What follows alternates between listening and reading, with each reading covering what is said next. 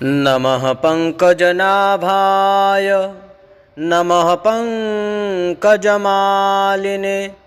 नमः पंकजनेत्राय नमस्ते पंकजांघ्रये।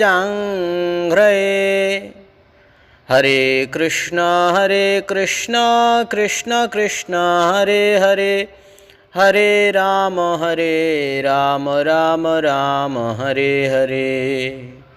सर्वप्रथम अस्मदीय गुरुपाद पद्मनितलीला प्रविष्टो विष्णुपादस्तोत्र शतश्री श्री श्रीमद्भक्ति वेदांत पूज्यपाद श्री गुरुदेव नारायण स्वामी गुरु महाराज जी के चरण कमल में अनंत कोटि साष्टांग दंडवत प्रणाम करते हुए हेतु कृपा प्रार्थना करते हुए हम लोग श्री गुरु वैष्णव चरण आश्रय होकर आज श्रीमद् भगवद गीता अष्टम अध्याय का 35 नंबर श्लोक को श्रवण करेंगे। पिछले 5 दिवस हम लोग 66 नंबर श्लोक का श्रवण किया था। अब हम लोग 65 नंबर श्लोक का श्रवण करेंगे। यह श्लोक में भगवान श्री कृष्ण अर्जुन को कहते हैं कि हे अर्जुन, मनमना भवमद भक्तो मद्याजी माम नमस्कुरु, मामे वैश्यसि सत्यम ते प्रतिजाने प्रियोषि में। हे अर्जुन, मनमनाः मद्गतचित हो, मद्भक्त, मेरे नाम रूप गुण लीला आदि कथाओं का श्रवण कीर्तन आदि परायण हो। मदयाजी, मेरी ही एकमात्र पूजा करने वाला भवः हो। माम नमस्कुरु, मुझे नमस्कार करो।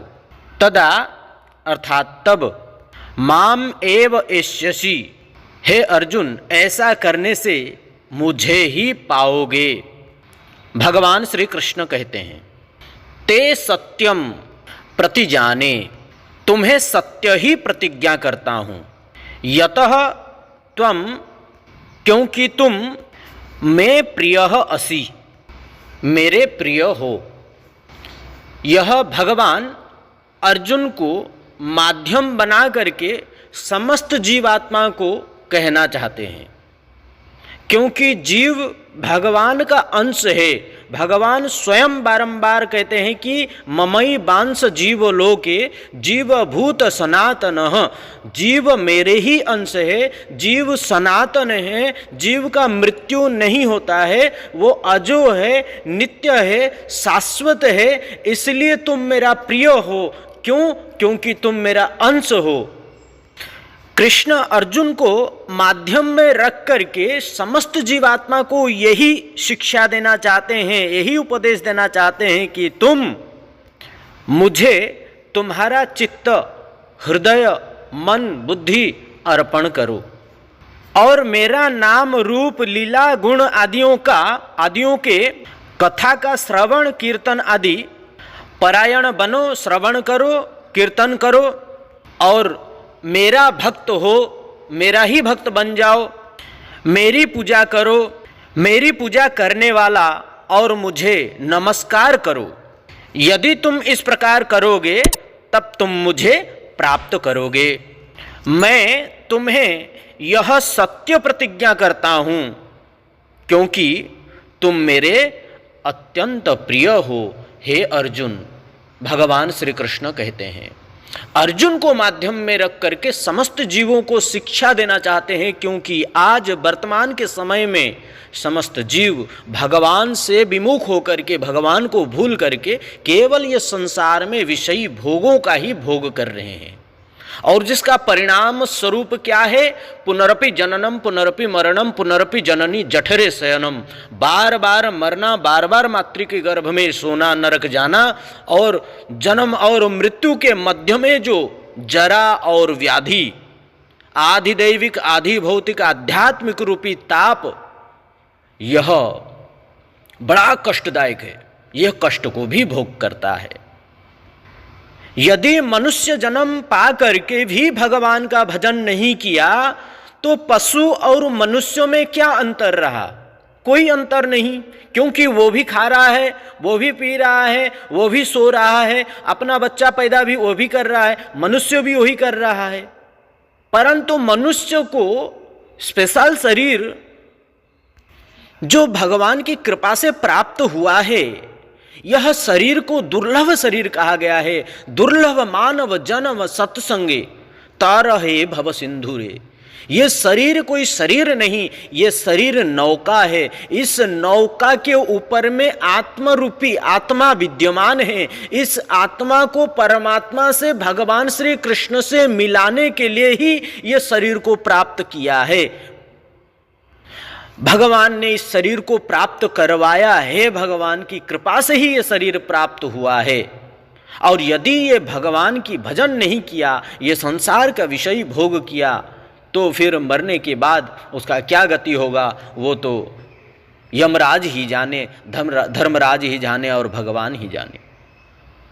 श्रील विश्वनाथ चक्रवर्ती ठाकुर पाद जी अपना टीका में कहते हैं, मन मना भवः इति मद्भक्तः सन्नेव माम चिंतय न तु सुस्निग्धा कुंचित कुंतल काया सुंदर भ्रुवल्ली मधुर कृपा कटाक्षा मृत वर्षि बदन चंद्राय स्वयं देयत्वेन मनो यस्य तथा भूतो भवः। अर्थात मन मना भवः, मेरे भक्त होकर भगवान श्री कृष्ण अर्जुन से कह रहे हैं कि हे अर्जुन, मेरा भक्त होकर ही तुम मेरी चिंता करो। ज्ञानी या योगी होकर मेरा ध्यान नहीं करना, क्योंकि निर्विशेष निराकार ज्ञानी भगवान को कभी प्राप्त नहीं कर सकता। योगी कभी भी कृष्ण को प्राप्त नहीं कर सकता, भगवान को प्रिय नहीं है। जितना प्रिय भगवान का शरणागत भक्त वत्सल, भगवान का शरणागत में रह करके जो भगवान का सेवा करते हैं, उनके नित्य भक्तों को जितना प्रिय भगवान के लिए जितना प्रेम करते हैं भगवान, उतना प्रेम और किसी को भी नहीं करते हैं। इसलिए भगवान कहते हैं कि मेरा भक्त हो करके ही मेरा चिंतन करो, ज्ञानी अथवा योगी होकर मेरा ध्यान मत करो। अथवा दूसरा अर्थ में यदि देखा जाए, मन मना भवः, श्याम सुंदर सुस्निग्ध घुंघरीले लट अर्थात केश पात्र जिनके हैं, घुंघरीले केश पात्र, उनके केश पात्र भी एक सुंदर सांवले कलर के भौरा की तरह है, बड़ा सुंदर दिखने में। दूर से देखेंगे कि भगवान के ऊपर में भौरा जाकर के बैठे हुए हैं करोड़ों। सुंदर भ्रू लता विशिष्ट, भगवान की भ्रू बड़ा सुंदर है।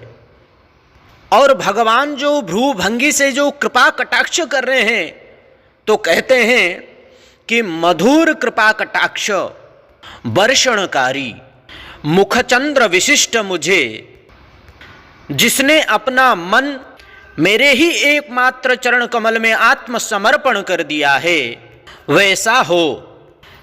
अथवा श्रोत्रादि इंद्रियाणि देहित्याह मद्भक्त भवः, श्रवण कीर्तन मन मूर्ति दर्शन मन मंदिर मार्जन लेपन पुष्पाहरण मन मालालंकार छत्र चामर आदि भी सर्वैन्द्रिय करणकम मद भजनम कुरु। इस प्रकार श्री विश्वनाथ चक्रवर्ती ठाकुर पाद जी कह रहे हैं।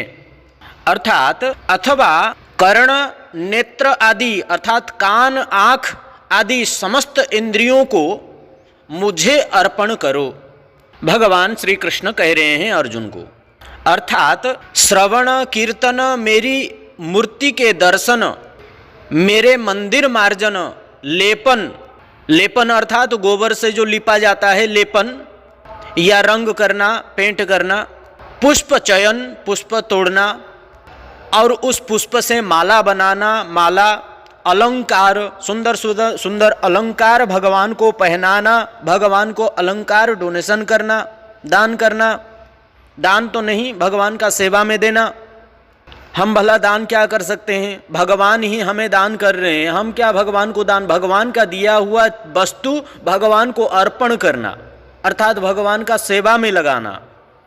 अलंकार आदि, छत्र, भगवान के ऊपर में जो छत्र लगता है वह छत्र, चामर, सुंदर सुंदर चामर आदि द्वारा सभी इंद्रियों को मेरी सेवा में नियोजित कर मेरा ही एकमात्र भजन करो, यही भगवान कहते हैं। अर्थात पुराण में भी इसका प्रमाण है, सर्वोपाधि विनिर्मुक्त तत्परत्वेन निर्मलम हृषिकेण हृषिकेश सेवनम भक्ति रुच्यते।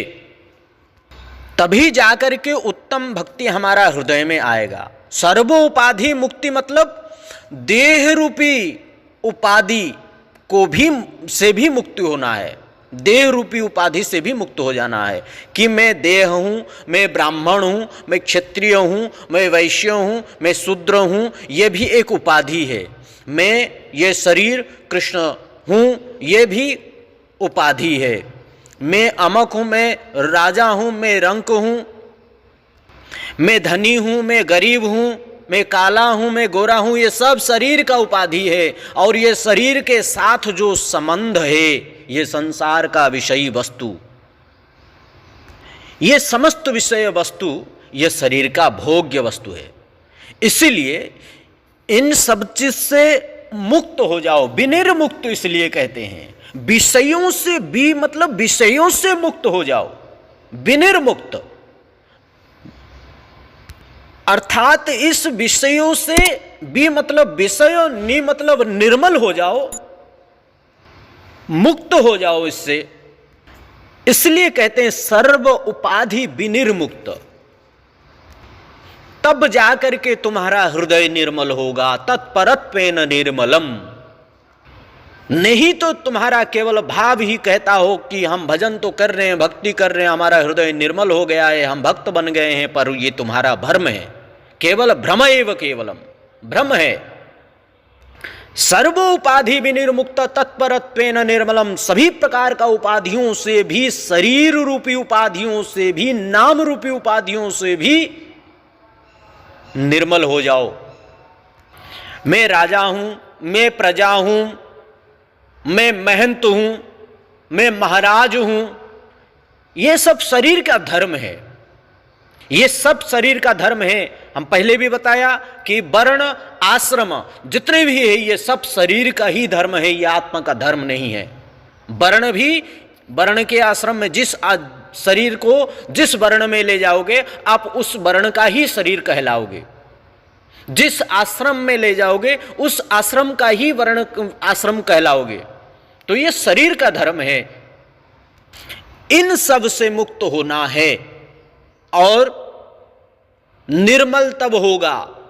कब होगा निर्मल? खाली इसको मुक्ति कर देने से, इन सभी विषयों से, शरीर से भी आसक्ति त्याग कर देने से निर्मल हो जाएगा, यह भी नहीं होगा। फिर कब होगा निर्मल? हृषिकेण हृषिकेश सेवनम, अपने इंद्रियों के द्वारा ऋषिकेश भगवान श्री कृष्ण का सेवा के माध्यम से, सेवा के द्वारा ही तुम्हारा हृदय निर्मल होगा। कैसा सेवा? ऋषिकेण, अपने इंद्रियों के द्वारा, कान के द्वारा भगवान का कथा श्रवण करो तो अपना चित्त रूपी दर्पण मार्जन होगा। भगवान का नाम करो, चेतो दर्पण मार्जनम भव महादावाग्नि निर्वापणम श्रेयः कैरव चंद्रिका वितरणं विद्यावधू जीवनम आनंदम बुद्धिवर्धनम प्रतिपदम पूर्णामृत स्वादनम सर्वात्मा स्नेहपनम परम विजयते श्री कृष्ण संकीर्तनम। अर्थात नवदा भक्ति में सबसे पहला भक्ति श्रवण भक्ति है। श्रवण क्या करना है? भगवान का लीला का, गुण का, नाम का कीर्तन श्रवण करना चाहिए। कान के द्वारा श्रवण करना चाहिए, अर्थात कर्ण इंद्रिय अर्थात कान रूपी इंद्रियों के द्वारा भगवान का कथा श्रवण करने से हमारा हृदय में जाएगा कथा, तो हमारा हृदय का जो विषयी भोग का वासना, दुर्वासना, कचड़ा, गंदगी जो भरा हुआ है, ये सबको निर्मल करेगा कथा के द्वारा, कथा के माध्यम से। नेत्र के द्वारा, नेत्र रूपी इंद्रियों के द्वारा भगवान का दर्शन करना है, भगवान का ग्रंथों को दर्शन करते हुए पढ़ना है, वैष्णवों का दर्शन करना है। भो भो साधु क्षणम तिष्ठ मच्चिंतामपि नाशय, दर्शनम तब लोकस्य सर्वथा गहरम परम। हे साधु, हे महात्मा, आप एक क्षण के लिए रुक जाइए। आपका दर्शन मात्र से, साधु दर्शन के फल क्या है देखो, साधु का दर्शन मात्र से, शुद्ध साधु जो हो, विषयी नहीं, भोगी नहीं, जो शुद्ध साधु हो, उनका दर्शन मात्र से क्या होगा, सर्वथा जड़ से ही अघह पाप हरम, पाप हरण हो जाता है। जैसे मानो कि कोटि सूर्य समप्रभः साधु प्रकट हो गए और अंधकार, गुह्यक अंधकार को दूर कर दिए। सूर्योदय होने से जैसे अंधकार दूर हो जाता है, ऐसे ही साधु उदय होने से, साधु का दर्शन करने मात्र से हमारा जीवन का अंधकार दूर हो जाती है। तो इसलिए इस नेत्र के द्वारा शुद्ध साधुओं का, शुद्ध गुरु वैष्णवों का दर्शन करो, शास्त्र का अध्ययन करो नेत्र के द्वारा, और भगवान का दर्शन करो, और मुख रूपी इंद्रियों के द्वारा भगवान का नाम का कीर्तन करो। दूसरा भक्ति है ये। श्रवण भक्ति हुआ, कीर्तन भक्ति दूसरा भक्ति है। श्रवणम कीर्तनम विष्णु स्मरणम पाद सेवनम अर्चनम वंदनम सक्षम आत्मनिवेदनम इत्यादि। फिर भगवान का नाम का कीर्तन करो। हो जय जय राधा रमण हरि बोल, जय जय राधा रमण हरि बोल, जय जय राधा रमण हरि बोल, जय जय राधा रमण हरि बोल, हरि बोल हरि बोल हरि बोल हरि बोल, हरि बोल हरि बोल हरि बोल हरि बोल। ओ हरे कृष्णा कृष्ण कृष्ण हरे हरे, हरे राम राम राम हरे हरे। इस प्रकार कीर्तन करो, उच्च उच्च स्वर से कीर्तन करो। भगवान को कीर्तन अत्यंत प्रिय है। कीर्तन के माध्यम से हम भगवान को प्रसन्न कर सकते हैं। और कीर्तन हम कब कर सकते हैं, जब हम कथा श्रवण करेंगे, हमारा चेतो रूपी दर्पण मार्जन होगा। चेतो दर्पण मार्जनम, हमारा हृदय निर्मल होगा, तब तो जाकर के हम भगवान का कीर्तन कर सकते हैं। तो इसी प्रकार हाथ दिया, हाथ रूपी इंद्रियों के द्वारा भगवान का सेवा करो, माला बनाओ, मंदिर मार्जन करो, मंदिर लेपन करो। चरण के द्वारा, 2 चरण दिया हुआ है, पाद अर्थात पैर दिया हुआ है, इस पैर के द्वारा आप मंदिर में जाओ, मंदिर का परिक्रमा करो, भगवान का सेवा में लगाओ। तो इस प्रकार का सभी इंद्रियों को भगवान का सेवा में लगाओ और इसी हाथ के द्वारा माला का जप करो। साधु गुरु वैष्णव चरणाश्रय होकर के साधु गुरु का सेवा करते हुए भगवान का निरंतर भजन साधन करने से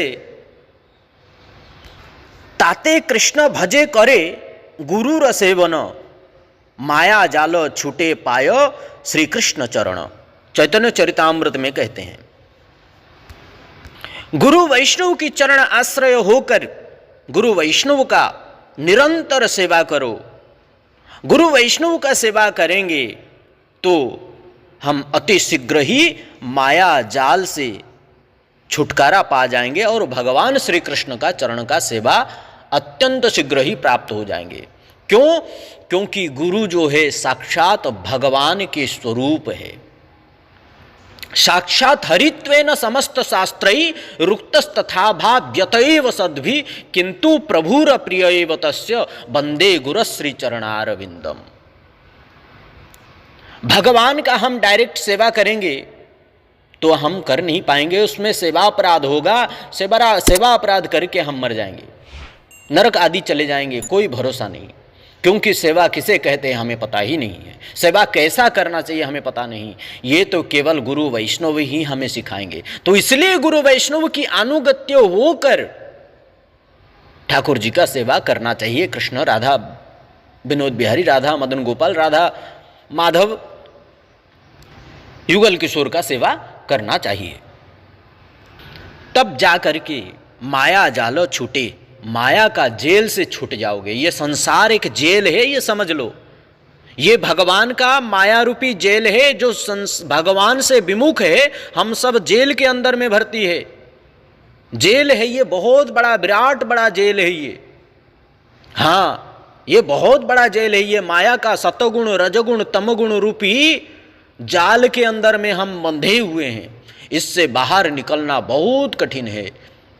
तमादिदेवम करुणा निधानम तमाल वर्णम स्वहितावतारम अपार संसार समुद्र से तुम भजामहे भागवत स्वरूपम। अपार संसार, ये संसार से कोई पार नहीं पा पाया भैया आज तक।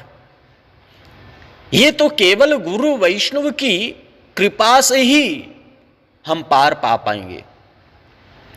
निष्ठा गुरु वैष्णव प्रति पूरे दृढ़ निष्ठा होना चाहिए, दृढ़ श्रद्धा होना चाहिए, आत्मसमर्पण कर देना चाहिए कि गुरु ही सब कुछ है मेरा।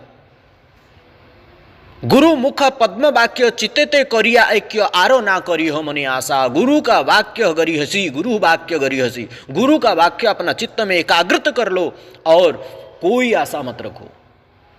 गुरु वैष्णव की चरणाश्रय के बिना हम भगवान को प्राप्त नहीं कर पाएंगे, उनका सेवा भी नहीं कर पाएंगे, ये समझ लो। इसलिए निरंतर भगवान का सेवा गुरु वैष्णव की चरणाश्रय होकर ही हमें करना चाहिए। मनमानी सेवा नहीं होता है, मनमानी सेवा नहीं होता है। मनमानी करने के चक्कर में ही तो हम ये संसार में आज तक पड़े हुए हैं, इससे बाहर नहीं निकल पा रहे, इससे उबर नहीं पा रहे हैं। इसलिए मनमानी नहीं, गुरु वैष्णव की चरणाश्रय होकर के ही हमें सेवा करना चाहिए। आज यही वाणी को विराम करते हैं। चलो गुरुपाद पद्म चरण कमल में आश्रय होकर आज जो हमने सब कथा श्रवण किए, गुरु जी का दिया हुआ आशीर्वचन आज गुरुदेव को अर्पण करते हुए, श्री राधा विनोद बिहारी, श्री राधा मदन गोपाल, श्री राधा माधव शालिग्राम भगवान चरण कमल में अर्पित करते हुए आज यही वाणी को विराम करते हैं। आप सब शुद्ध भक्त ऐसे ही बने रहिए और सर्वत्र वितरण कीजिए। ऐसा कथा सबको सुनना चाहिए, श्रवण करना चाहिए, ताकि हमारा चित्त भगवान में लगे, हमारा मन भगवान में लगे, हमारा बुद्धि भगवान में लगे। ये संसार का दुख कष्ट से हम सब निवारण हो पाए, दुख कष्ट से निकलकर भगवान का चिन्मय आनंद सच्चिदानंद स्वरूप भगवान श्री कृष्ण का सेवा कर पाएँ। और वहाँ जो चले जाता है, यद गत्वा न निवर्तन्ते तद्धाम परमम मम, वहाँ जाने के बाद फिर कोई वापस नहीं आता है, वो भी सच्चिदानंद रूप घन स्वरूप हो जाता है। बहुत आनंद है वहाँ, बहुत आनंद। आराध्य भगवान ब्रजस्वतनयम तदधाम वृंदावनम रम्या काचि दुपासना ब्रज बधूवरेगेण या कल्पिता। बड़ा सुंदर भाव है इसका, कभी समय मिलेगा तो इसका भी व्याख्या करेंगे। आज यहीं वाणी को विराम करते हैं। आप सभी शुद्ध भक्तों की चरण कमल में मेरे ये दास का प्रणाम है। आप सब ऐसे ही कृपा बनाए रखिए। आपका कृपा, आपका सपोर्ट ही हमारा बल है। ऐसे ही इस दास के ऊपर में दया बनाए रखिए। राधे राधे, हरे कृष्ण, दंडवत प्रणाम आप सबको।